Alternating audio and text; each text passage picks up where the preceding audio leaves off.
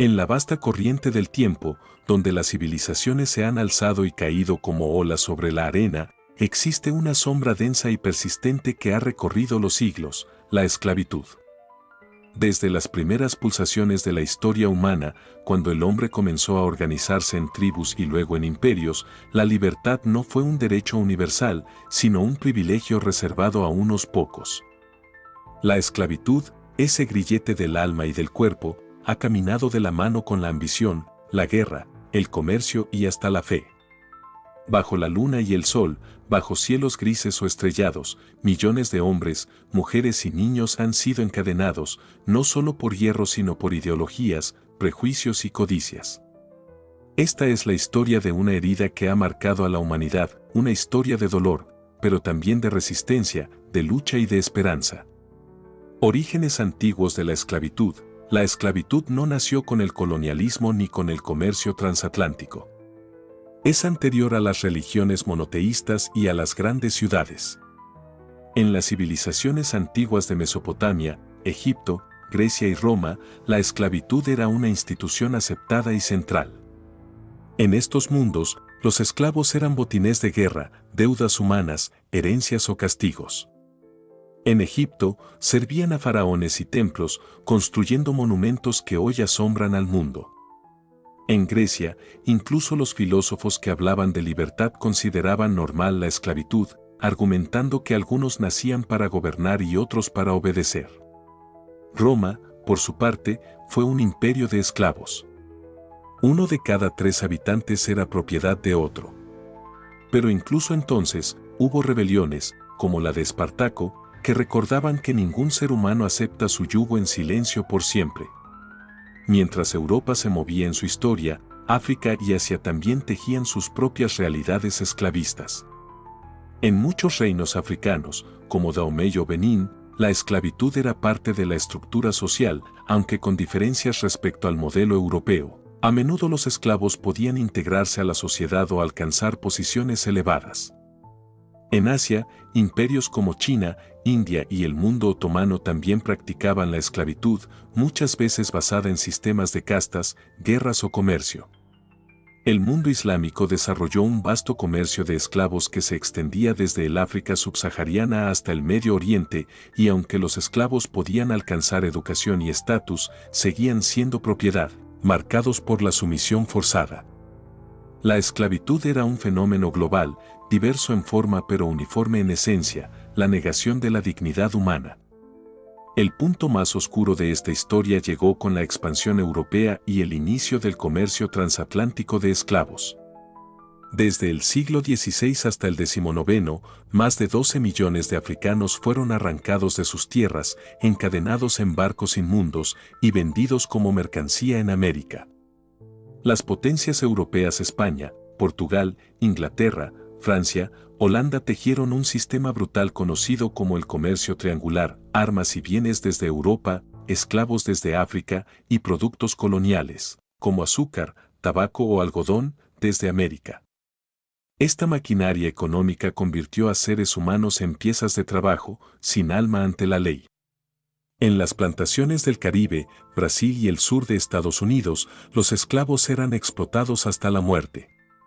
Y sin embargo, dentro del infierno, surgieron músicas, lenguas, religiones y resistencias. La diáspora africana parió culturas resilientes y heroicas. No fue la compasión, sino la combinación de luchas esclavas, cambios económicos y movimientos humanitarios lo que provocó la abolición. En Haití, la revolución liderada por esclavos como Toussaint Louverture fue la primera en lograr la libertad y la independencia.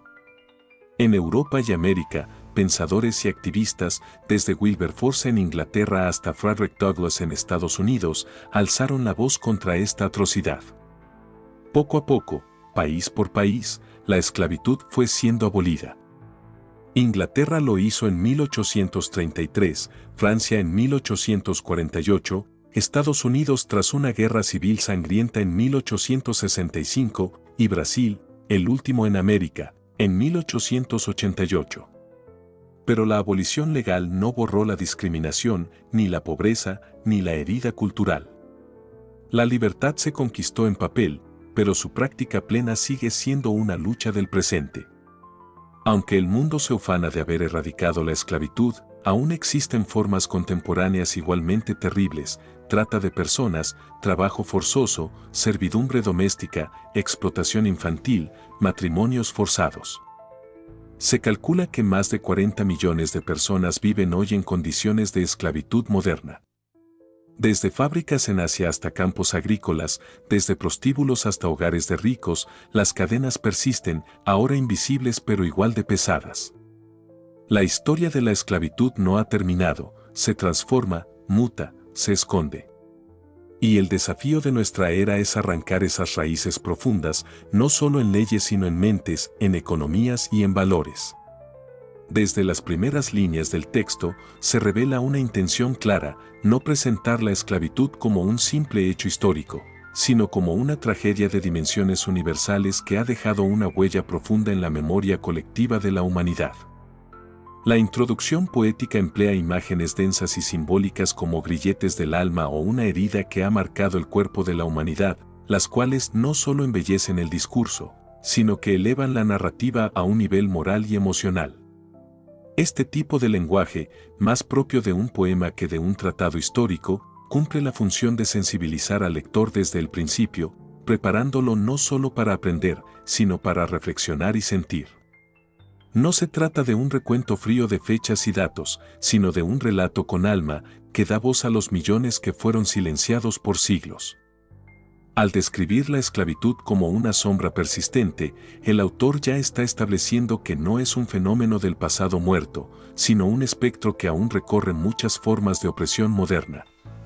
El texto desarrolla de manera eficaz el origen y evolución de la esclavitud desde los tiempos antiguos. En lugar de centrarse exclusivamente en el tráfico transatlántico, muestra cómo esta práctica estuvo presente en civilizaciones tan avanzadas como Egipto, Grecia o Roma, lo cual contradice la idealización de estos pueblos como cuna de la democracia o la filosofía. La paradoja es evidente: mientras se erigían templos al conocimiento, miles eran tratados como objetos sin derechos. La esclavitud era vista como una necesidad social y económica, naturalizada por las élites y justificada incluso por los filósofos. Esta sección del texto nos obliga a preguntarnos por qué la brillantez intelectual de estos pueblos no fue capaz de concebir la igualdad humana, revelando una de las grandes hipocresías de la civilización antigua. Además, al señalar que la esclavitud no era exclusiva de Occidente, se reconoce su existencia en África, Asia y Medio Oriente, ampliando el foco y ofreciendo una perspectiva verdaderamente global. La sección dedicada al comercio transatlántico es posiblemente la más dolorosa y potente del texto. Aquí el lenguaje se intensifica y el tono se vuelve abiertamente condenatorio. Las imágenes utilizadas, barcos inmundos, mercancía humana, cadenas como lenguaje del poder, son duras, gráficas, necesarias. No se trata de suavizar los hechos, sino de mostrar la crudeza real de un sistema económico que lucró con el dolor ajeno. El texto destaca cómo esta forma de esclavitud no solo despojó a millones de su libertad, sino también de sus culturas, idiomas, religiones y lazos familiares. Pero no todo es oscuridad, también se resalta la resistencia cultural de los esclavizados, quienes a pesar del sometimiento, lograron preservar elementos de sus raíces africanas, dando origen a culturas nuevas como las afrocubanas, afrobrasileñas o afrocaribeñas. Esta sección no solo informa, también honra. Rinde tributo a la capacidad humana de resistir, de crear, de reinventarse incluso en condiciones inhumanas. En el análisis de la abolición, el texto evita caer en la tentación de celebrarla como un acto heroico unilateral por parte de las élites blancas.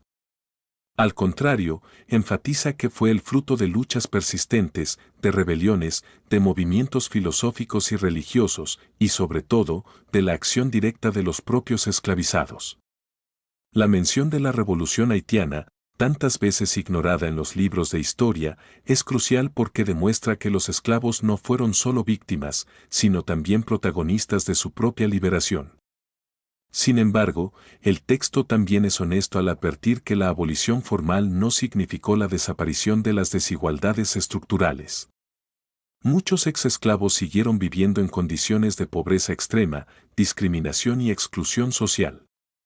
Así, el texto nos invita a reflexionar sobre la diferencia entre libertad legal y libertad real, entre un documento firmado y una transformación profunda del tejido social. La parte final, dedicada a la esclavitud moderna, es una llamada de alerta, un giro necesario que conecta el pasado con el presente. Se menciona como, aunque la esclavitud como institución legal haya sido abolida, subsisten múltiples formas contemporáneas de esclavización, trata de personas, trabajo forzado, explotación infantil, servidumbre doméstica, entre otras. Esta sección tiene un poder especial porque nos saca del confort histórico de pensar que los horrores de la esclavitud son parte de un pasado cerrado. Nos recuerda que, mientras leemos sobre cadenas antiguas, millones de personas siguen atadas a otras formas de opresión invisibles o ignoradas. El texto nos interpela como sociedad global. ¿Hemos aprendido algo realmente? ¿Qué tipo de esclavitud permitimos hoy por acción o por indiferencia? La historia de la esclavitud, entonces, no se presenta como un capítulo superado, sino como un espejo incómodo que nos obliga a mirar el presente con otros ojos.